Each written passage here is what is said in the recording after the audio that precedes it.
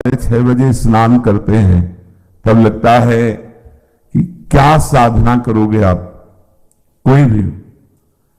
अच्छा, जो गृहस्थ धर्म से युक्त है, बहुत सी उनकी सेवाएं हैं गृहस्थी की, चलो अगर वो तो उनकी और भी आश्रय है सेवाएं। अपने जो वैराग्य मार्ग के पथिक हैं, इनको तो एक ही है, केवल भजन, दूसरा कोई। अगर आप किसी भी तरह प्रमाद स्थिति करते हैं और 6:30 बजे तक सोते हैं तो संशय है आपके ब्रह्मचर्य पर, नहीं रह सकते ब्रह्मचर्य। जो शास्त्र और शास्त्रवेत्ता महापुरुषों ने अनुभव किया, 4 से और 6 बजे के बीच में जो शयन करता है, ब्रह्मचारी हो ही नहीं सकता, ब्रह्मचर्य रह ही नहीं सकता। या तो वो 2 बजे 3 बजे तक भजन किया हो, पूरी रात जग के फिर सोया हो तो चलेगा, वो भजन का आवेश संभालेगा। ये ब्रह्म मुहूर्त का समय और उपासक शयन करे, बहुत बड़ी हानि है। मान लीजिए खूब सत्संग सुनते हैं आप सब जन और बहुत कृपा है आपके ऊपर, लेकिन परिवर्तन नहीं हो रहा भाई। अगर आप 6:30 बजे, तो अच्छा नहीं, बिल्कुल अच्छा नहीं, बिल्कुल अच्छा नहीं।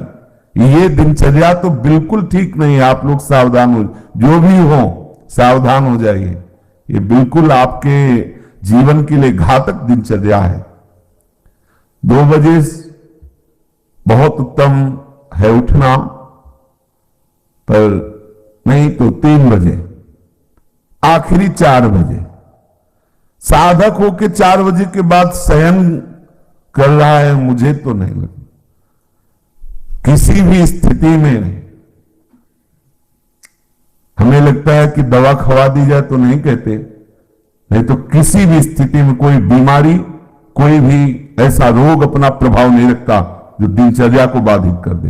ये देखा है, ये केवल प्रवचन नहीं, देखा है, जीवन को देखा है। कुछ भी दिनचर्या में अपार सामर्थ्य देखा, अभ्यास में अपार सामर्थ्य है। देखो, सामने पट्टी बंधवा दी गई और धनुष बाण ले लिया और शब्द दूर किया जा रहा है अन्य दिशा में, शब्द वेदी बाण संचार। अभ्यास देखो, आंख में पट्टी बंधी हुई है, शब्द किस दिशा से हो रहा है, एक श्रवणेंद्र से देखना है और बाण वही संधान करना जहां से शब्द निकला है। अभ्यास देखो, अभ्यास का प्रभाव देखो, कितने से चमत्कार अभ्यास में, लौकिक, और आप परमार्थ के पथिक। और आपका यह अभ्यास कि आप उठे और फिर सो गए, क्या मतलब, आपकी दिनचर्या क्या है?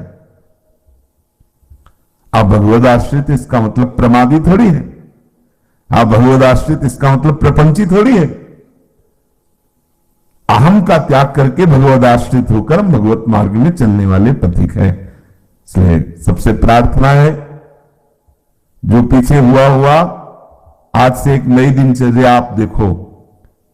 जो पूर्व की दिनचर्या ठीक है तो उसे लिखो, नहीं तो सुधार करके और स्वयं श्री जी के सामने वो दिनचर्या रखो। दिखाने की जरूरत नहीं है, बहुत बार देख लियो, बहुत बार रजिस्टरों में रखा हुआ है सब दिनचर्या। अभी आ जाएगी उठ के, 2 बजे उठे, 3 बजे ये, 4 बजे वो, 5 हो सकता है जिस दिन लिखो उस दिन 2 बजे उठ जाओ, या आज उठे, पक्का उठे, सत्य कह रहे हो, 2 बजे लिख दिया। इससे काम नहीं चलना। आप अपने को खुद साक्षी करके प्रभु के सामने और नियमावली में बांधो। बिना नियम के प्रेम उत्पन्न नहीं होता।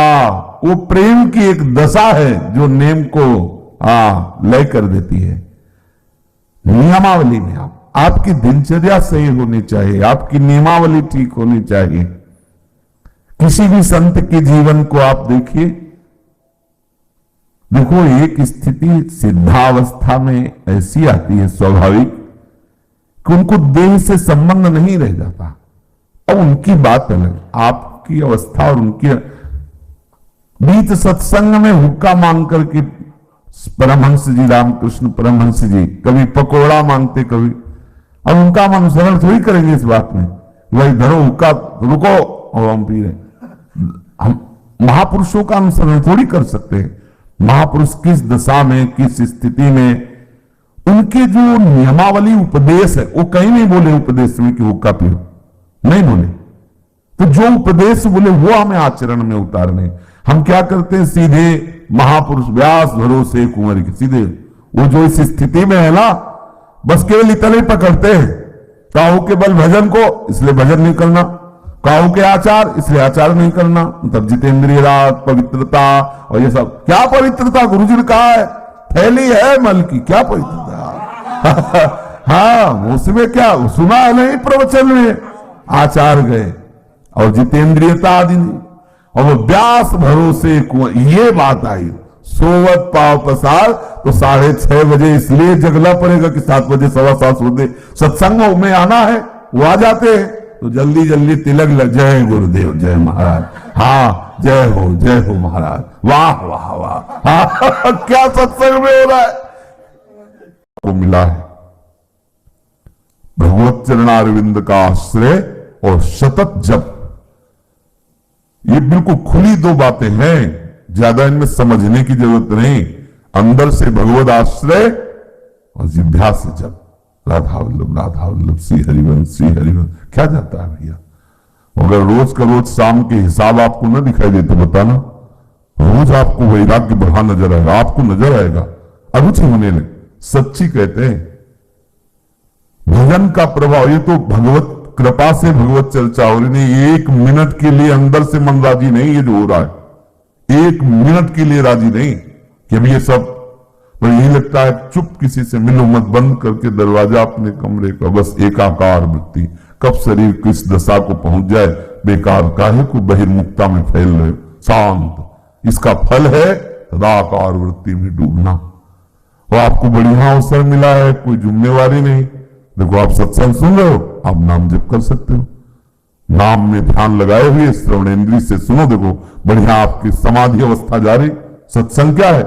एक समाधि अवस्था में डूबने का बहुत बढ़िया, मतलब 1 घंटा 1.5 घंटा चर्चा हो रही, श्रवणेन्द्रिय के लिए कहीं अन्य जाने की जगह नहीं, और अंदर से आप नामाकार वृत्ति, मंत्राकार वृत्ति, बड़ा आनंद का विषय है। अगर हम भजन छोड़ दिए, बाह्य में ही समय व्यतीत किए, तो बाह्यकरण से आप सेवाएं करते रहो, बाह्यकरण से दिनचर्या करते रहो, अंतःकरण विषय चिंतन कर रहा है, तो आनंद बाह्यकरण को होना है कि अंतःकरण को? समझना, जरा सूक्ष्मता से समझना। परिवर्तन किसका होना है? अंतःकरण। बाह्यकरण का तो देखो 2 मिनट में परिवर्तन सब, लेकिन अंतःकरण का परिवर्तन चिंतन से होता है, भजन से होता है। बड़े बड़े हम संत महापुरुषों के समीप रहने वालों को देखा है, अंतर में भजन नहीं तो दीपक तले अंधेला पाया गया है। दीपक तले अंधेला पाया, बहुत अच्छी बात समझ, बहुत घुस के तमाशा देखा है अंतर और बाहर में। भजन नहीं तो बड़े बड़े भजनानंदी महापुरुषों के समीप रहने वाले बड़ा प्रपंच का नाटक देखा गया। वो महापुरुष तो आनंदित रहते हैं क्योंकि उनके लिए तो एक ऐसी स्थिति है प्राप्त हो गई जहां प्रपंच का स्पर्श नहीं है, और उनके प्रभाव से बाहरी व्यवहार सामग्रियों की खूब बहुतायत होती है। तो नीचे भजन का मतलब नहीं रह जाता कि भजन क्या है, बस वो सम्मान और विषय आदि का सेवन, क्योंकि महापुरुषों का प्रभाव सम्मान दिलाता है, महापुरुषों का प्रताप वो वस्तुएं जो विषय संबंधी सेवन में आती, अच्छी से अच्छी वस्तुएं, होता क्या है अंतःकरण मलिन हो जाता है।